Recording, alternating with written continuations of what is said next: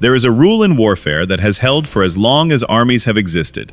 Military command decisions must be driven by what is happening on the battlefield, not by what is happening on television.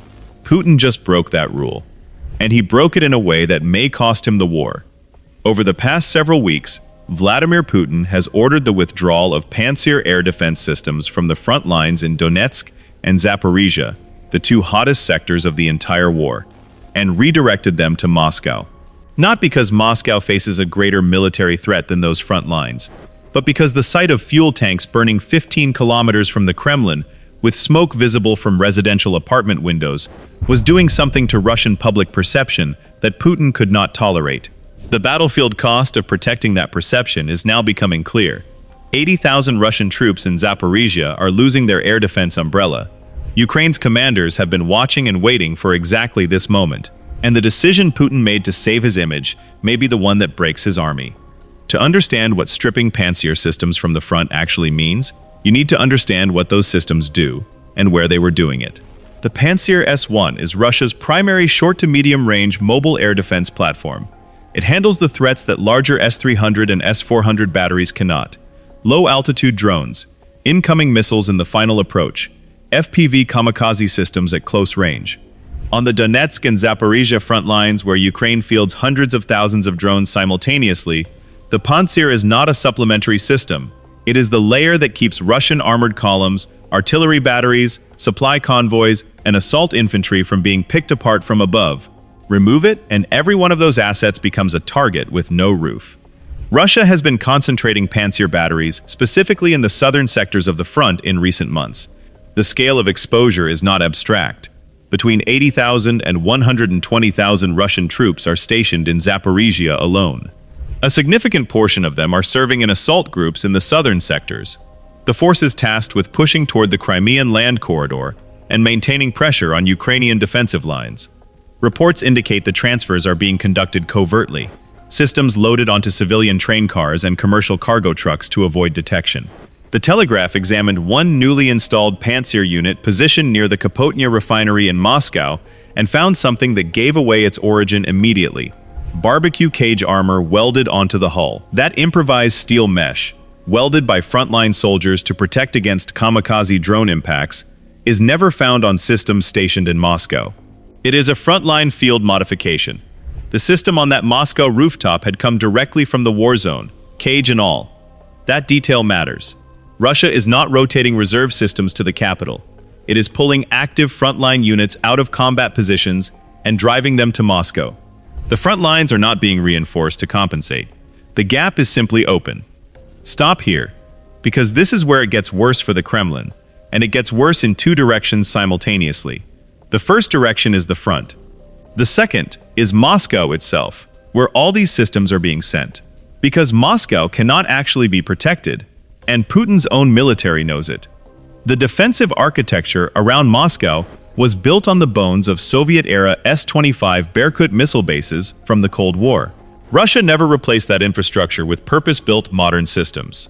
Instead, it layered newer technology onto the old framework, S-300 and S-400 batteries in outer rings, Pancier systems in middle and inner rings, and electronic warfare networks spread across the city. In practice, the Ukrainian commander of Unmanned Systems Forces, Robert Brody, released intelligence assessments that describe what that dome actually looks like from the inside. More than 100 heavy launchers currently operate around Moscow.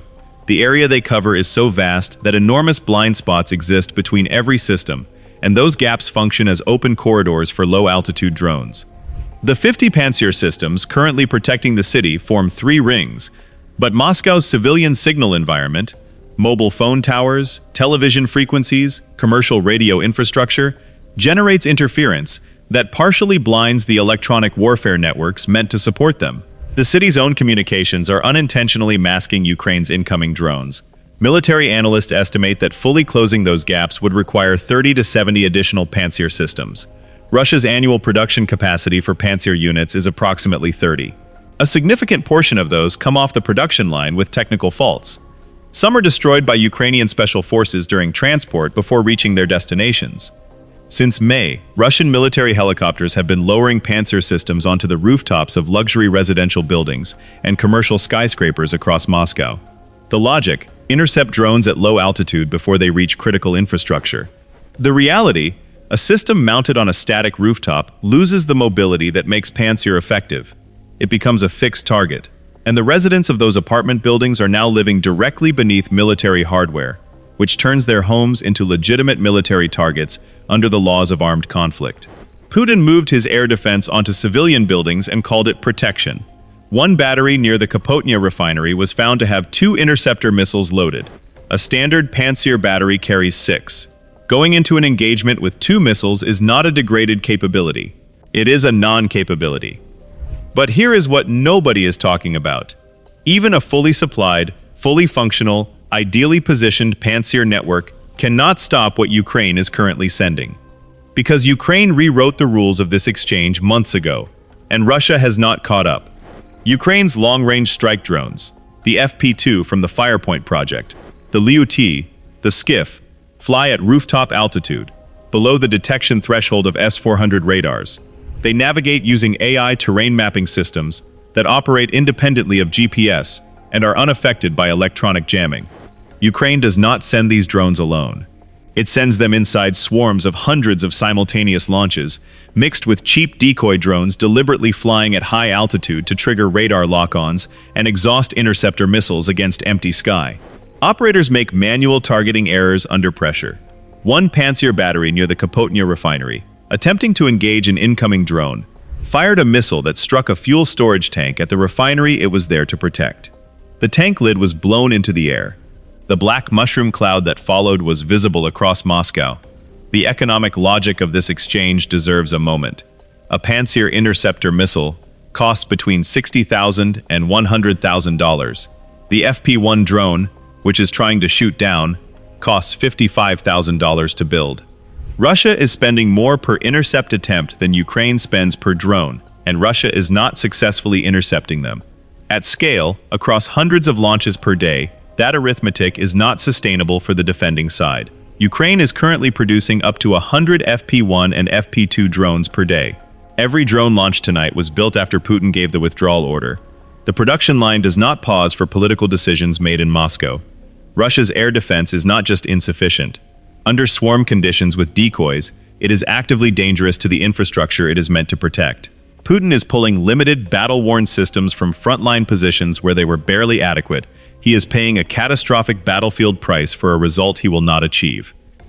Ukraine's commanders have been watching this redeployment unfold in real time, and they are already inside the gap it has created. Russian artillery batteries that have burned through their ammunition stockpiles cannot be resupplied because the convoys bringing ammunition are being hit on roads now fully visible to Ukrainian drones. Batteries fall silent. Assault groups trying to advance on the Pokrovsk axis step into open terrain without the air cover that was keeping Ukrainian drones off their positions 24 hours ago. The psychological damage compounds the physical. Russian soldiers on the Zaporizhzhia front know what was taken from above them. They watch the systems get loaded onto trucks. They know the decision was made in Moscow, for Moscow, by a leadership that decided the capital's skyline was worth more than their survival. Unit cohesion under those conditions does not hold indefinitely. An army fighting without confidence in its own command structure degrades faster than one fighting with depleted ammunition. Putin has created both problems simultaneously. An army whose logistics have been severed does not gradually degrade, it stops. There is a deeper logic underneath what Putin has done, and it is worth naming directly, because it explains why this decision was made, and why it was always going to be made. For 4 years, Putin's domestic political position has rested on a single premise. The war is happening in Ukraine, not in Russia. Russians can watch it on state television, believe the official narrative, and feel safe. The moment that premise visibly collapses, fuel tanks burning 15 kilometers from the Kremlin, smoke over Moscow, the president 700 kilometers away in Kazan, unable to stop it. The political cost is immediate and personal, in a way that battlefield losses in Donetsk are not. Russian citizens in Donetsk have been dying for 3 years.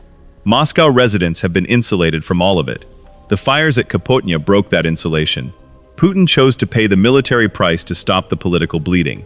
An old intelligence officer who built his career on understanding the relationship between perception and power made the calculation that domestic stability required protecting Moscow's skyline regardless of what that protection costs on the front lines.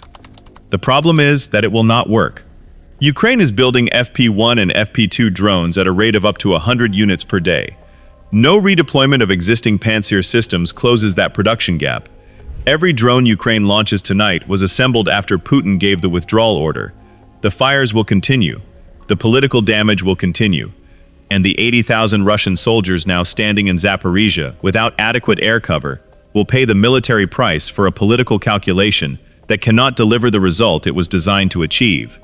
Putin is bailing water from the lower decks of a sinking ship and pouring it into the first-class cabins. The ship keeps sinking. The cabins fill eventually too. The soldiers in those Zaporizhzhia trenches know what was taken from above them. The oligarchs watching their energy investments burn on Moscow rooftop cameras know the state cannot protect their assets. And somewhere in a Kremlin corridor, the people who understand both facts are beginning to run the arithmetic on what it means when a leader starts making military decisions based on what his television screen needs to show, rather than what his army needs to survive. If this kind of analysis is what you come here for, subscribe and turn on notifications. This is what we do.